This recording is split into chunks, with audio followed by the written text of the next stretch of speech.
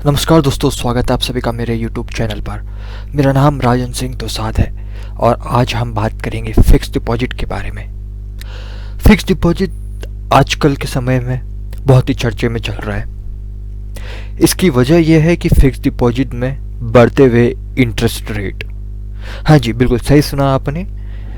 सुनने में आ रहा है कि फिक्स डिपॉजिट के रेट्स बढ़ने वाले हैं और कुछ बैंकों ने बढ़ा भी दिया है। तो आइए समझते हैं फिक्स डिपॉजिट होता क्या है।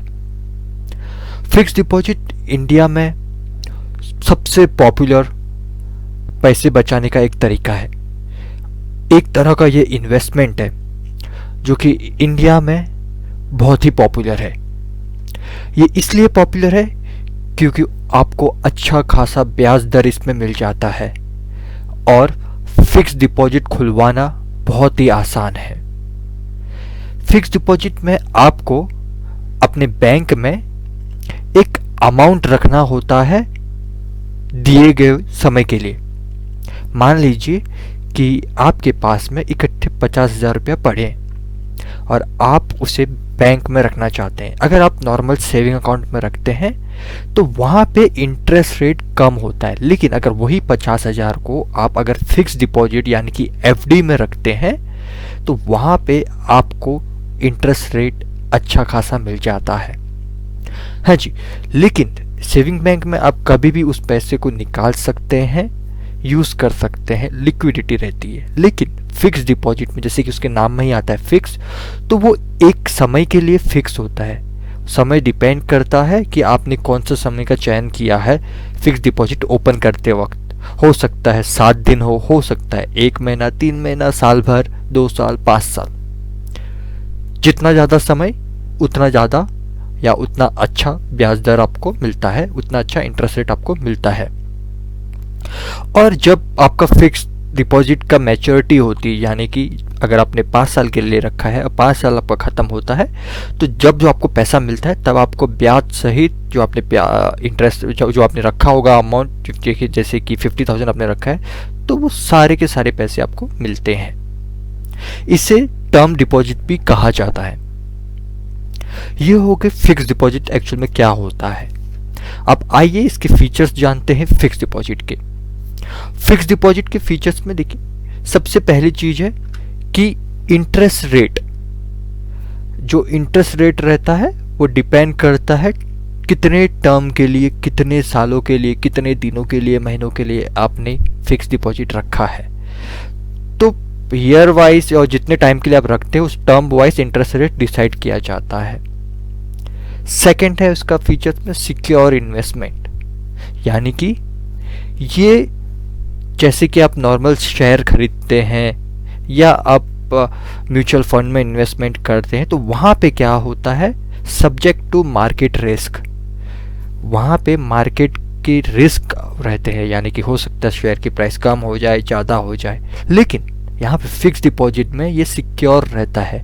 आपको बताया गया है कि इतना इंटरेस्ट रेट है, 7% या 6.95%, 6.5, जो भी इंटरेस्ट रेट चल रहा होगा बैंकों का, तो या जो भी बैंक आपको इंटरेस्ट रेट प्रोवाइड करे, ये बैंक टू बैंक भी डिपेंड करता है। इंटरेस्ट रेट वेरी करता है। बहुत सारे बैंक, कोई बैंक 6% देता है, कोई बैंक 7% देता है, तो बैंक टू बैंक भी डिपेंड करता है। लेकिन जो भी दिया रहता है ये फिक्स रहता है और ये सिक्योर रहता है कि आपको 5 साल या जितने साल के लिए भी आपने रखा है उतने में आपको आपका पैसा वापस मिलेगा विथ इंटरेस्ट। इसमें सब्जेक्ट टू मार्केट रिस्क वाला जो टर्म या कंडीशन रहता है बिल्कुल भी नहीं है। तो यहाँ पे रिस्क फैक्टर नील, 0 रिस्क नहीं है।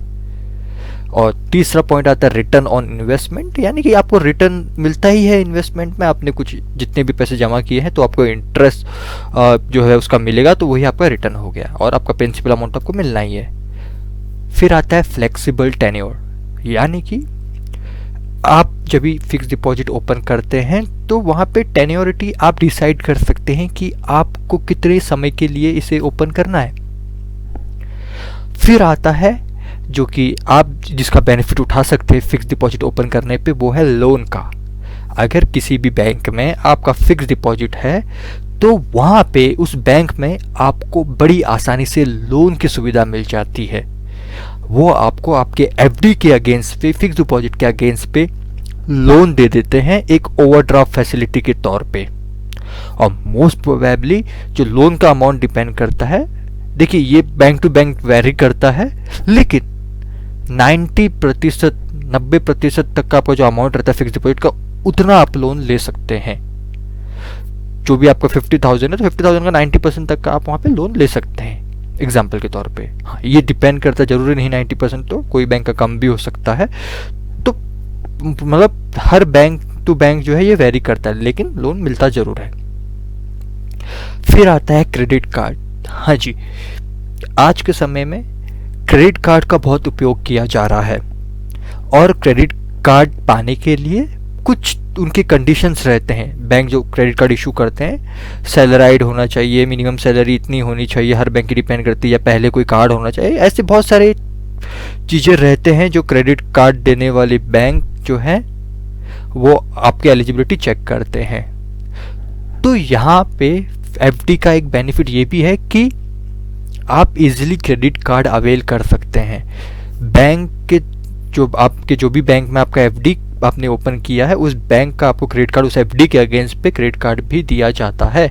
अगर आप अप्लाई करना चाहते हैं तो वहाँ पे आप क्रेडिट कार्ड वालों से बात कर सकते हैं। बैंक में मौजूद होते हैं क्रेडिट कार्ड के अलग डिपार्टमेंट, वहाँ पे क्रेडिट कार्ड सेल करने के लिए बैठे रहते हैं। आप उनसे बात करेंगे तो वो आपको एफडी के अगेंस्ट पे क्रेडिट कार्ड प्रोवाइड कर देंगे। चलो, ये होगी एफडी के फीचर्स। अब आते हैं type of FD, fix deposit के टाइप क्या होते हैं। देखिए, ये सबसे इंपॉर्टेंट चीज है एफडी निकालने के समय। एफडी जो होता है दो प्रकार के होते हैं, एक होता है क्यूमुलेटिव, एक होता है नॉन क्यूमुलेटिव। और ये दोनों में फर्क इनके इंटरेस्ट पे आउट के मेथड पे होता है कि कितने समय में आप उससे इंटरेस्ट लेना चाहते हो। जो ब्याज वहां पे बैंक आपको देती है, तो वो आप रिडीम कब करना चाहते हो उस पे डिपेंड करता है cumulative and non cumulative. Cumulative and non cumulative का अब डिफरेंस देखते हैं। क्यूमुलेटिव में जो इंटरेस्ट रेट रहता है, वो आपका जो एक्चुअल में इंटरेस्ट रेट, जो इंटरेस्ट रहता है वो पूरे साल कैलकुलेट होता है। यानी कि अगर आपने 5 साल के लिए लिया है तो पूरा 5 साल तक आपका इंटरेस्ट जमा होते जाएगा और आपको एक साथ में वो मिलेगा। जब मैच्योर होगी आपकी एफडी, जब एफडी का पूरा टर्म पीरियड खत्म होगा, तब आपको मिलेगा।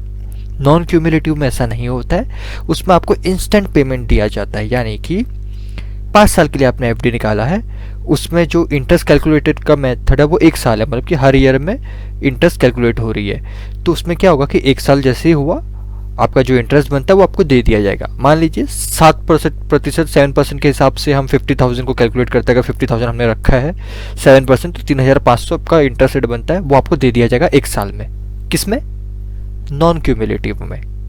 लेकिन क्यूमुलेटिव में ऐसा नहीं होगा, आपको नहीं मिलेगा वो 3,500 रुपया जो रहेगा वो एक बार में, एक साथ में ही पूरा मिलेगा आपको जब आपका एफडी मैच्योर होती है। और नॉन क्यूमुलेटिव में आपको जब भी कैलकुलेट होता है इंटरेस्ट रेट, अगर 3 महीने में कैलकुलेट होने वाला होगा तो 3 महीने में मिलेगा, अगर साल में कैलकुलेट होने वाला है, एनुअली वाला है, तो एनुअली आपको इंटरेस्ट रेट आपके खाते में, आपके सेविंग अकाउंट में जमा कर दिया जाएगा, आपके अकाउंट में जमा कर दिया जाएगा।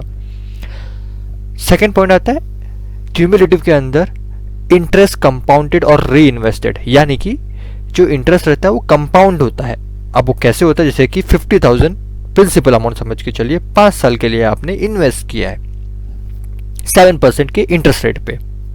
तो पहला साल अगर ईयरली कैलकुलेट हो रहा है तो 50,000 का 7% कितना होता है?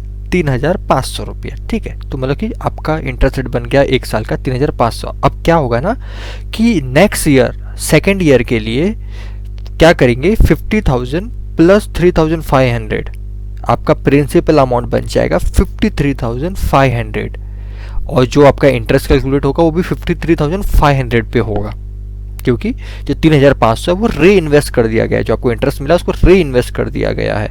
तो अगले साल में 53,500 पे इंटरेस्ट मिलेगा 7%, तो कितना हो जाता है 3,745, 50 समथिंग ऐसा ही फिगर आएगा। तो वो आपको मिलेगा, मतलब कि 3,500 के ऊपर भी आपको इंटरेस्ट मिलेगा, मतलब इंटरेस्ट के ऊपर इंटरेस्ट मिलेगा। लेकिन नॉन क्यूमुलेटिव में इंटरेस्ट अमाउंट री इन्वेस्ट नहीं होता है, वो आपको पे कर दिया जाता है। जैसे पहले साल में आपको 3,500 अगर आपको इंटरेस्ट रेट बन रहा है तो वो इन्वेस्ट करने के बदले में वो आपके खाते में जमा कर दिया जाएगा। अब थर्ड पॉइंट है कि क्यूमुलेटिव में जो होता है ना कि आपको इंटरेस्ट रेट हायर मिलता है। इंटरेस्ट रेट नहीं हायर मिलता, हो सकता है इंटरेस्ट रेट भी हायर दे दिया जाए, बैंक टू बैंक डिपेंड करता है, लेकिन जो इंटरेस्ट आपको मिलता है वो तो हायर होता ही है as compared to non cumulative. ये इसलिए होता है क्योंकि आपका इंटरेस्ट अमाउंट जो रहता है वो इन्वेस्ट हो रहा है और इससे आपका प्रिंसिपल अमाउंट बढ़ जा रहा है, जिससे आपको और इंटरेस्ट मिल रहा है। और कंपैरिजन नॉन क्यूमुलेटिव में जो कि आपको इंटरेस्ट अमाउंट पे आउट कर दिया जा रहा है, इस वजह से तो आप कंपेयर करेंगे तो आपको जैसे कि दोनों का 5 साल का अगर आप अमाउंट कैलकुलेट करेंगे तो नॉन क्यूमुलेटिव में इंटरेस्ट कम मिलता है as compared to cumulative. Next point, one time payment of interest. Cumulative में क्या होता है कि आपको एक ही बार में 5 साल का अगर आपका एफडी या 3 साल का है तो जब भी टर्म खत्म हुआ तो एक साथ में पूरा इंटरेस्ट मिलेगा प्रिंसिपल अमाउंट के साथ में। और नॉन क्यूमुलेटिव में आपको रेगुलर बेसिस पे, यानी कि जो भी इंटरेस्ट कैलकुलेट करने का टर्म रहेगा, अगर 3 महीने में क्वार्टरली वाला सिस्टम है या हाफ ईयरली वाला सिस्टम है या 1 साल वाला सिस्टम है, तो वो हिसाब से आपको इंटरेस्ट रेट पे आउट कर दिया जाता है। अब ये किस किस लोगों के लिए सूटेबल है? क्यूमुलेटिव वाला जो है ना, जिनके पास में फिक्स सोर्स ऑफ इनकम है, जैसे कि कोई सैलरीड पर्सन हो गया, तो उनके लिए सूटेबल है क्यूमुलेटिव वाला, कि उनको पैसों की ज़रूरत नहीं है बीच में, क्योंकि उनको ऑलरेडी एक इनकम आ रही है, एक स्टेबल इनकम है उनके पास में।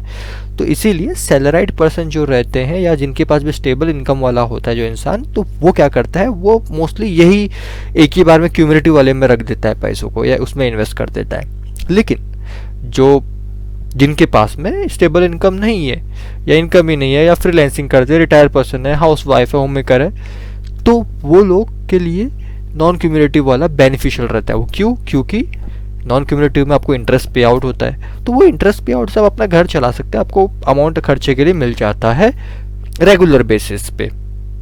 तो ये डिफरेंसेस है क्यूमुलेटिव एंड नॉन क्यूमुलेटिव में। Thank you very much guys, आज के टॉपिक में इतना ही था। धन्यवाद आप सभी का।